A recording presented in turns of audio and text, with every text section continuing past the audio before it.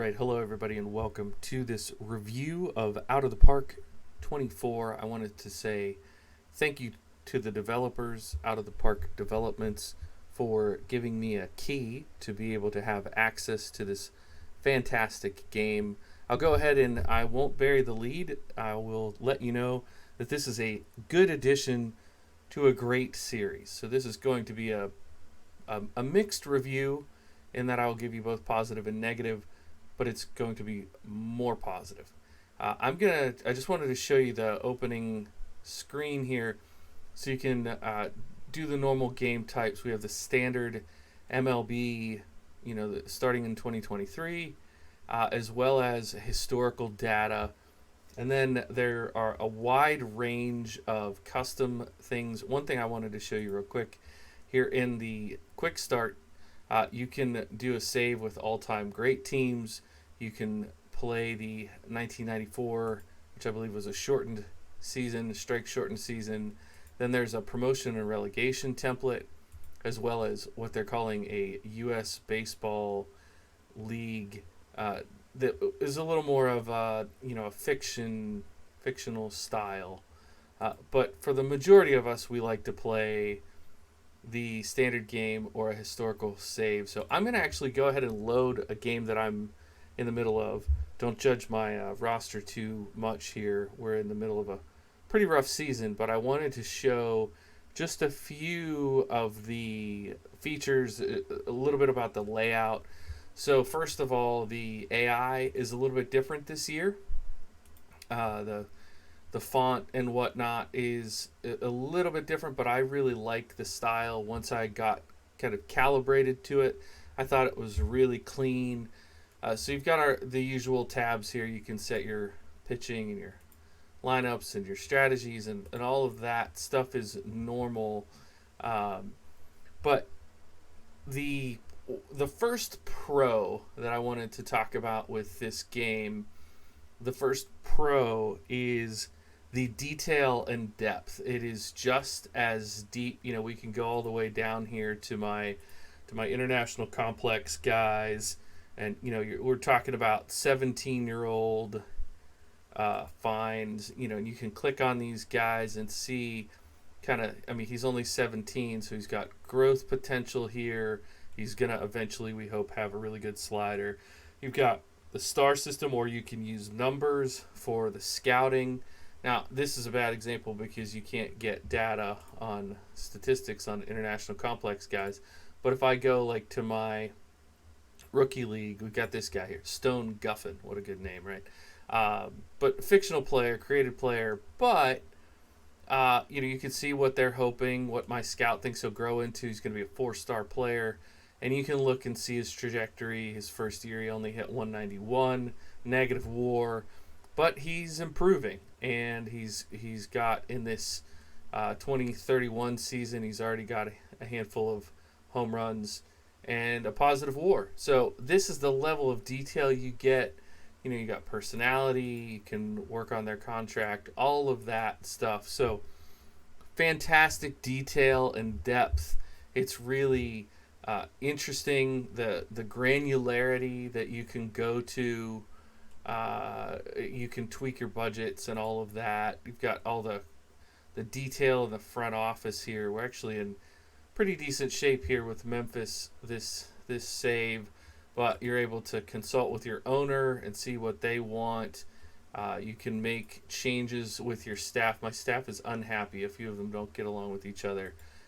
So you have to work on tweaking that. We've got a really happy team, even though we're getting throttled this year.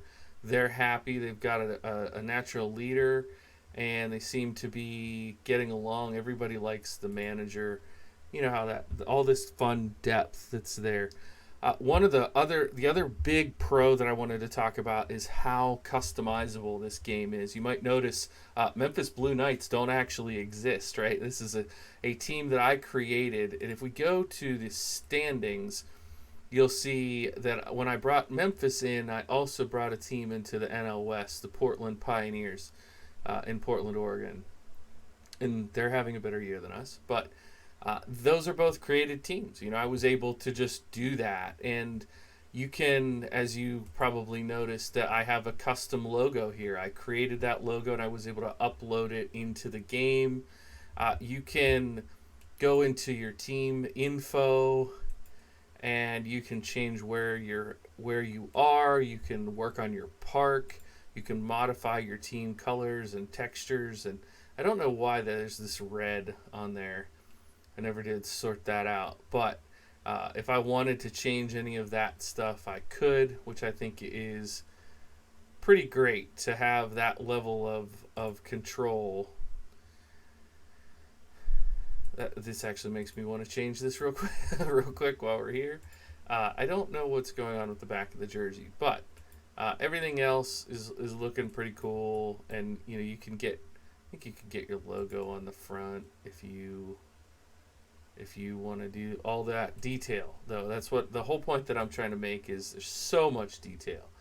You can look at your team leaders and you can look at your splits. Anyways, let's move on to a few cons. I will say there are two pretty big cons, and one of them I'm going to show you by showing you my mailbox. If we go back to, so if you look here, you can see the month. If we go back to the off season, right? In the off season, we received almost all of these red. Well, a bunch of these are trade proposals. So, like, if we start with the beginning of December, we can count 1, 2, 3, 4, 5, 6, 7, 8, 9 trade proposals in the month of December. Maybe that's not a lot, but it sure felt like a lot to me. And then right at the trade deadline, which I guess we're still coming up on, but usually right at the trade deadline, you get a whole bunch of trade offers. And even if you go in, let's say like I've got a star center fielder here. I can go into the options, to the trade options, and I can say set status to untouchable. Actually, I don't have to do it with him because he won the MVP last year and people don't usually trade for them. But you can go through and say, like, this Derek Curiel guy is pretty good. I want to say set status to untouchable. So hopefully I won't get trade offers for him. But you can see, high draft capital. We drafted him in the first round, and we still have him under a really team-friendly deal here. He's a very good quality player at kind of a discount. So I think the trading is a little bit overactive, I would say. Another thing is that budgets are kind of weird. I don't know the best way to show this, really, but I had gotten to a point that, well, I can show you my team budget, at least. But I had gotten to a point that I couldn't even make deals anymore because the other teams were so in debt. Like teams like the Yankees and the Red Sox, that would normally be buyers. You take a guy like this pitcher here, this Calvin. Well, he's 35, so they might not want him. But like, let's say this Max Meyer guy. He's pretty good ground ball pitcher. Let's say I wanted to move him. He's got this $12 million salary, and I wanted to move him. In reality, and in past versions of the game, you could move a player like that because other teams would have the flexibility. But the way the budgets are on the game this year, the teams, the computerized teams are paying too much for their existing players. They're over negotiating, and so they don't have any money left to get a guy like this. So you end up with a whole bunch of players in the free agency pool that demand more than any team has to pay for them. And you have teams who have essentially like 2 or 3 really good players, and then the rest are all these guys. They're all these league minimum guys who are filling in spots. And that's not reality, right? In reality, you have a roster that's built more like mine, where everybody from probably Curiel up is making well more than the league minimum, and they're playing significant roles on the team. And to be able to have the flexibility to say, okay, we look at this and we say, all right, we don't have a really good catcher. We find a position to say we need to go out and get a guy to be able to say, okay, we have an extra starting pitcher. Let's flip a starting pitcher for an all-star caliber catcher, and go and get that deal done and not completely break the bank. Because like right now, if I wanted to go out and try to sign a free agent catcher, they're probably either like bench terrible or so there's nobody out there right now. But this is kind of the issue that I have noticed, is that the budgets can sometimes be weird. So you'll get a trade offer and you'll be like, oh wow, the Yankees want this second baseman on my team. What are they willing to give me? And they'll be like, here's 2 prospects.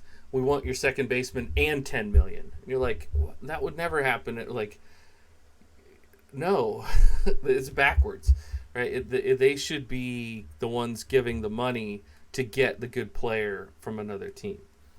But overall, I'll give you my overall assessment of the game. I think, this is the stats screen I wanted to look at earlier. My overall assessment is that it's tons of fun and it's very much a worthwhile investment for baseball fans. I get lost in it and play for longer than I intend. The pros of the depth and the customizability make it so that it doesn't, I love that part of it. I was going to show you guys just for kicks, for anybody that's stuck around this long. Where's my...